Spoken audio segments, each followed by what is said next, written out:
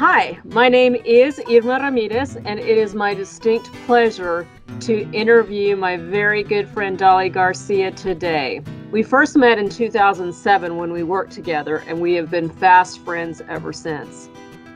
Dolly, you are the oldest daughter of first and second generation migrant farm workers who, despite having little formal education, were very passionate about education and wanted to ensure that their children received an education. Tell me about that. My parents were first-generation Americans, and they were migrant farm workers in the 1950s. And my dad told me that my mom was the prettiest girl he had ever seen. So he challenged her to see who could pick more cotton in a day. My mom says that she won the competition and picked way more cotton than my dad. I think I get my competitiveness from her.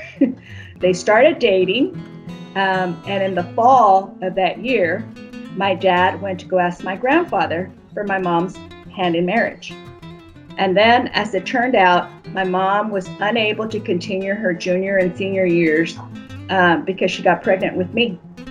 And in those days, school districts didn't allow pregnant married girls to attend school with other unmarried girls. So she had to drop out. Yet, my parents thought that education was the key to a better future for their children. They decided that all their children would learn to speak English and also get a good education. My dad also thought that it was important that we speak Spanish fluently and not lose our Mexican culture. Simultaneous dual language learning was very common in the small town that I grew up in, South Texas. Benavides, Texas is a small, rurally isolated, economically depressed small town in South Texas. Kind of looking back, I have to say that my hometown was kind of like your Mexican Mayberry. Everyone from teachers to parents to neighbors to counselors and advisors, even the local law enforcement, was committed to helping educate the next generation. When you were listing the businesses in your small hometown, I noticed that you didn't list any law offices. When did you first start thinking about becoming a lawyer? There was one unsuccessful grade that my kindergarten teacher gave me in conduct.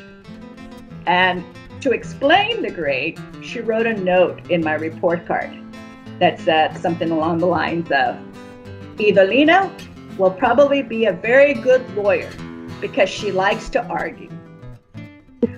What had happened was she had caught one of my classmates passing a note, and she was making him eat a whole sheet of paper. So I stood up and I argued strongly that that was unfair punishment. Well, my teacher's note and that bad grade quickly became the topic of conversation with my parents, my grandparents, my aunts, my uncles, and before I knew it, they all expected that I would be a lawyer one day. It wasn't until one day when I was walking in the hallway and the high school counselor stopped me and she asked me where I planned to go to college. And my quick response was, "Oh no, my parents won't let me go to college because we can't afford it." Some universities actually sent me automatic admission letters just based on my high school ranking and my college entrance exam score alone. In looking over the materials, my parents and I, we focused on the fact that UT Austin and Harvard University, who had both sent me automatic admissions letters, were offering me a scholarship that covered the full cost of attendance. My decision came down to my mom's opinion because I, of course, trusted and valued my mom's opinion at 18. I still do. And this is what she said. She said, Austin, Texas is only 3.5 driving distance from Benavides. If you get ill or there's an emergency, we can get to you. If that were to happen in Boston, Massachusetts, we would not be there. The thought of not having my mother with me if I was seriously ill just terrified me. So my choice was made.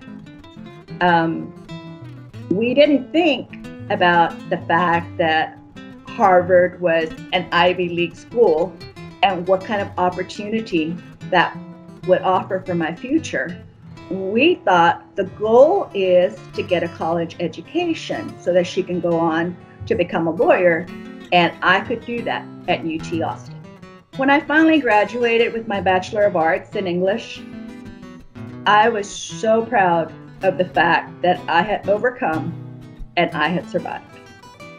We've talked about a conversation you had with your grandfather shortly before he died about you becoming a lawyer. Will you tell us about that?